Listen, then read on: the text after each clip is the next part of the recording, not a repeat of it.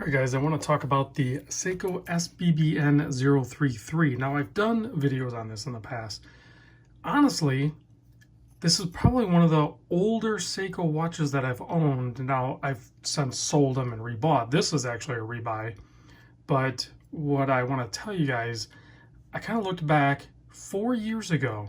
I had one and it was one of my first kind of expensive Seiko watches. And it was before I even had the channel.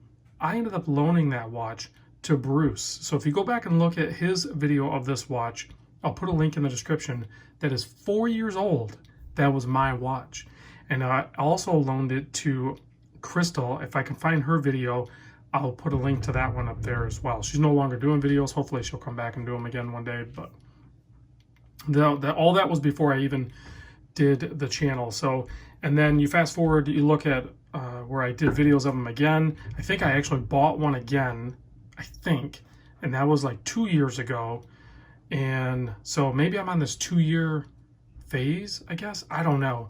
But anyway, Doug sent this into the channel with 2 other watches. And as soon as I opened it up and checked it out, I PayPal'd them right away. So new, you can get these for about 900 bucks, whether you go on Amazon or Noman or anything like that. I'm not going to put a link to them. Just go pick a place that you like to buy them from and just do it if you want to get an SBBN tuna. There's a bunch of different variations of it.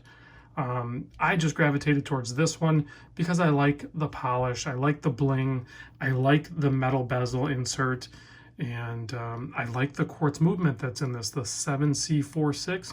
You can see it hits the marks, it snaps into place, has a decent battery life. You know, some of the gripes with this, Hardlex crystal, there is a new tuna coming out. I'm not sure when it's actually going to be released. It has a part number of something like sbbn045. It has a sapphire crystal, so it solves a lot of the things that we complain about with the tuna. However, they changed the handset, and I know it's nice. You know, a lot of people like that total refresh of the model, and a lot of people don't like this handset. This handset is one of the big things I actually love about this. So I don't anticipate buying that new tuna. I'll put a link in the description to where I found some information on it, and you can click on it and see the pictures. The handset's fine, but I like this one better. I like the arrow. It kind of reminds me of my Monster a little bit, but it's different, so it doesn't really compete. Speaking of the Monster, if you can wear a Seiko Monster, you can easily wear the SBBN tuna for sure. Like this size, the smaller one. If you measure at the widest part of the shroud, it's 47.65, but it only has a 44.6 lug to lug drilled lugs. And then it's 14.5 thick, but again, you know, dive watch, you know, typically I like to see around 13. This one's 1.5 millimeter thicker, so, but it's still not a deal breaker just because of the way it wears on wrist. 22 millimeter lug width here. I still have it on the factory strap.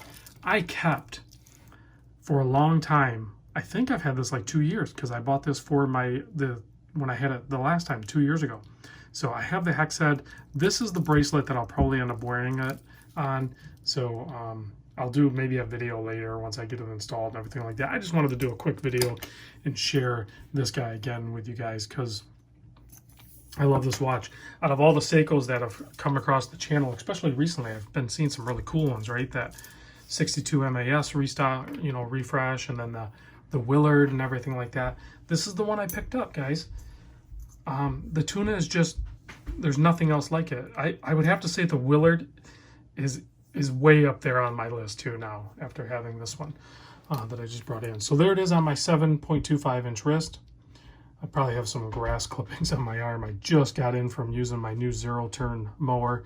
Holy cow, those things, it's kind of like a go-kart for your yard. I was using a walk-behind mower before, and it took me about 1.5 hours to mow this size lot that I have. And now I can do the whole yard in like 45 minutes. I don't know why I even tried to do the push mower. That was a mistake on my part. So anyway, back to the watch. The other thing that's crazy about these tunas is they have spectacular lume. So, and you guys know how bright like the Monsters are and everything like that. It'll outshine the Monster. It's pretty nuts. Check this out.